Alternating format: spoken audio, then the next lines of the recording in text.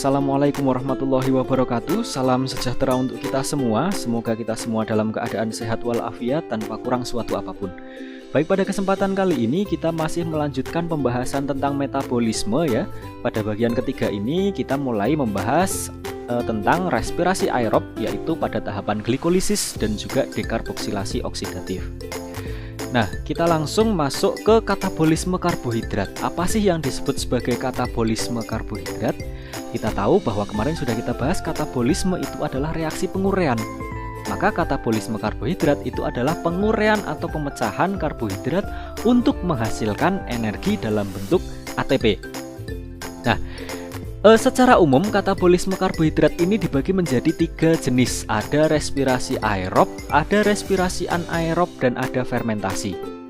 Di mana respirasi aerob ini dia membutuhkan oksigen, sedangkan respirasi anaerob dan fermentasi dia tanpa menggunakan oksigen dalam proses reaksinya. Nah, kita bahas yang pertama dulu, yaitu tentang respirasi aerob. Di mana respirasi aerob ini adalah reaksi katabolisme yang membutuhkan suasana aerob, atau dia membutuhkan oksigen O2 dalam proses reaksinya. Nah, respirasi aerob ini terjadi di tingkat organisme di dalam alveolus. Kalau di tingkat sel dia terjadi di mitokondria. Di mana di mitokondria ini salah satu organel sel ya, dia digunakan glukosa sebagai substratnya. Nah, glukosa ini didapatkan dari hasil pencernaan, di mana kita tahu ketika kita makan, misalnya ketika kita makan pati ya, ketika kita makan karbohidrat, dia akan dipecah menjadi monosakarida dalam bentuk bisa glukosa, galaktosa maupun fruktosa. Nah, kemudian monosakarida ini akan diserap masuk ke dalam tubuh, kemudian diedarkan ke seluruh sel-sel yang ada di dalam tubuh. Nah, secara umum fruktosa dan galaktosa ini sebagian besar akan diubah menjadi glukosa. Jadi, dalam proses respirasi aerob ini dituliskan adalah glukosa. C6H12O6, dia reaksi umumnya ya.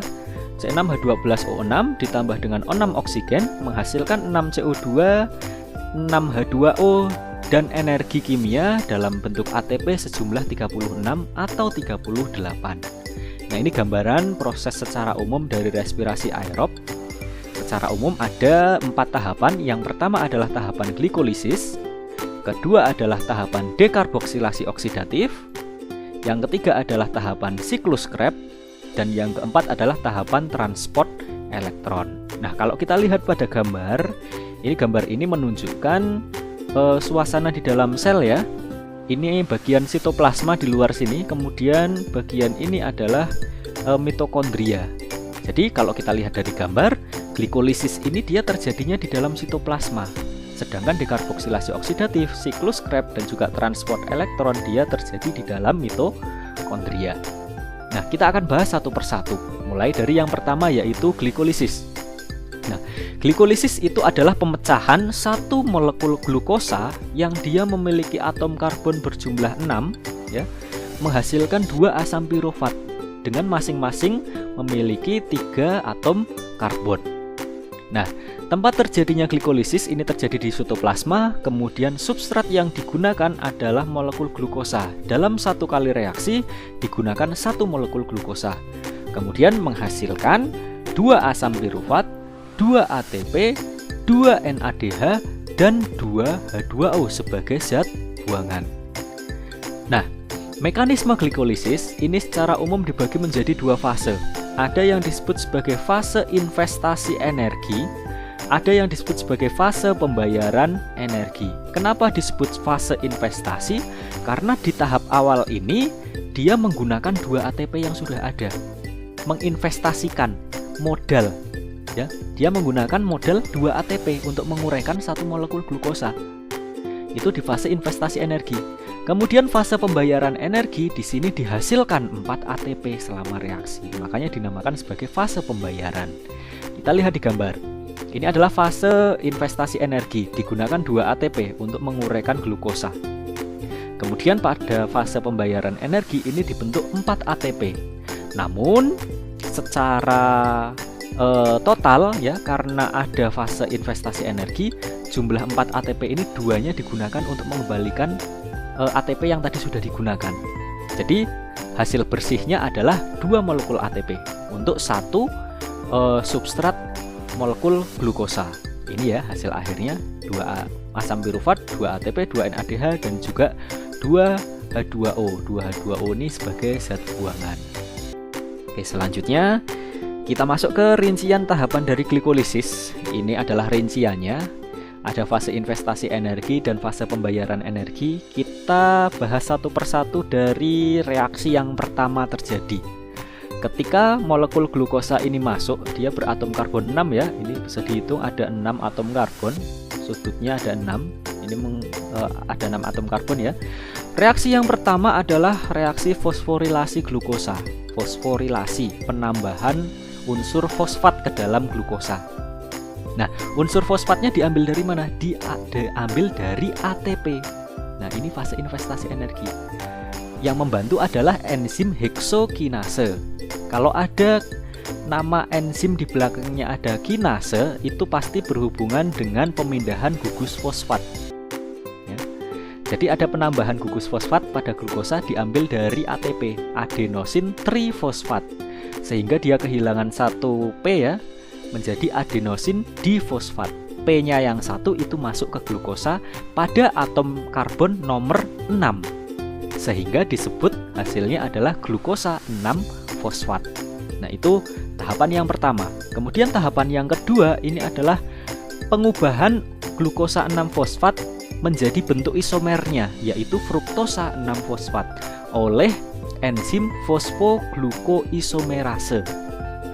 Ini bisa diingat-ingat, fosfoglukoisomerase, pengubahan isomer dari glukosa 6 fosfat. Oke, kemudian tahapan yang ketiga adalah pemindahan gugus fosfat dari ATP ke fruktosa 6 fosfat. Penggunaan energi lagi dari ATP. Gugus fosfatnya dipindahkan pada atom karbon nomor 1 sehingga disebut sebagai tadinya fruktosa 6 fosfat menjadi fruktosa 1,6 bifosfat.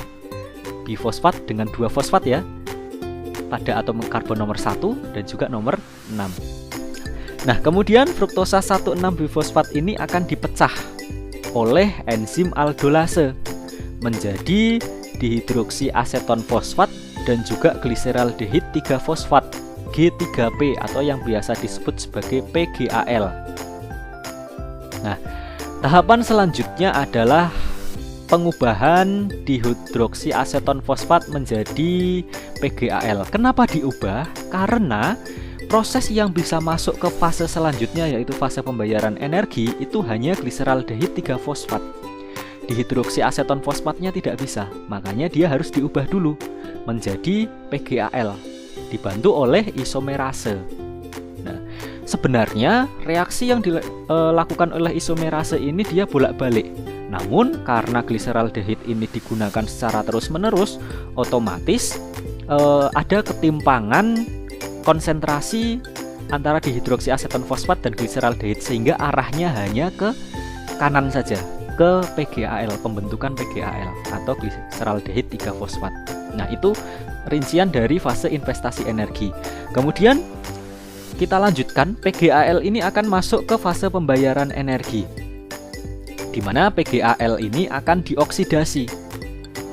Dioksidasi menghasilkan NADH.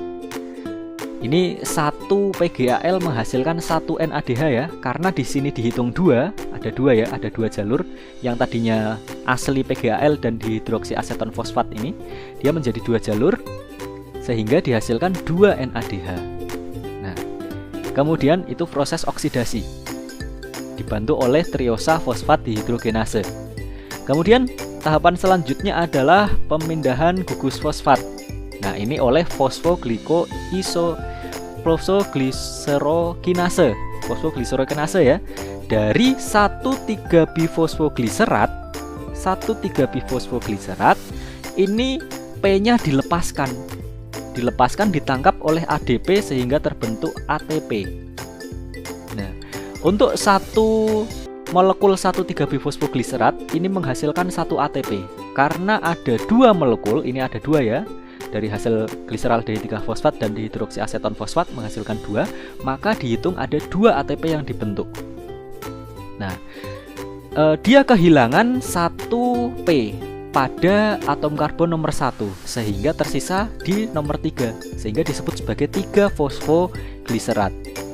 Kemudian reaksi selanjutnya adalah pemindahan gugus fosfat yang tadinya dari atom karbon nomor 3 menjadi nomor 2 sehingga disebut sebagai 2 fosfogliserat. Ini dibantu oleh fosfogliseromutase. Kalau ada kata mutase, mutase itu pemindahan ya. Jadi pemindahan gugus fosfat dari atom karbon nomor 3 menjadi nomor 2. Nah, kemudian fase selanjutnya adalah ekstraksi H2O, dikeluarkan. Unsur H2O-nya dikeluarkan oleh enzim enolase yang tadinya 2 fosfogliserat menjadi fosfoenol pirufat. Nah, kemudian fosfoenol pirufat ini dia dibantu oleh pirufat kinase. Nah, kinase lagi, berarti dia proses pemindahan gugus fosfat. Gugus fosfatnya dikeluarkan, ditangkap oleh ADP menghasilkan 2 ATP sehingga dihasilkan asam pirufat sejumlah 2. Nah, ini tahapan respirasi pada proses glikolisis. Oke. Selanjutnya kita masuk ke dekarboksilasi oksidatif. Nah, dekarboksilasi oksidatif ini adalah reaksi respirasi aerob di antara glikolisis yang terjadi di sitoplasma dan juga siklus Krebs yang terjadi pada matriks mitokondria. Nah, tempat terjadinya itu di dalam matriks mitokondria.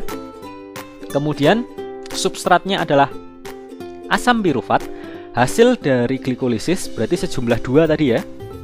Kemudian hasilnya adalah 2 asetil-CoA, 2 NADH, dan 2 CO2. Ini untuk 2 asam pirufat. Karena tadi 1 molekul glukosa menghasilkan 2 asam pirufat, jadi ini diteruskan. Tetap 2 asam pirufat, ini menghasilkan 2 asetil-CoA, 2 NADH, dan 2 CO2. Kita lihat secara umum ya, pada gambarnya. Nah, ini pada sitoplasma, sitosol, kemudian ini adalah di dalam mitokondria, di dalam matriks. Nah, asam pirufat yang tadi dihasilkan dari glikolisis, dia akan masuk ke dalam mitokondria melalui protein transport. Nah, dalam prosesnya molekul asam pirufat ini dia akan mengalami oksidasi. Kalau oksidasi berarti dia dihasilkan NADH.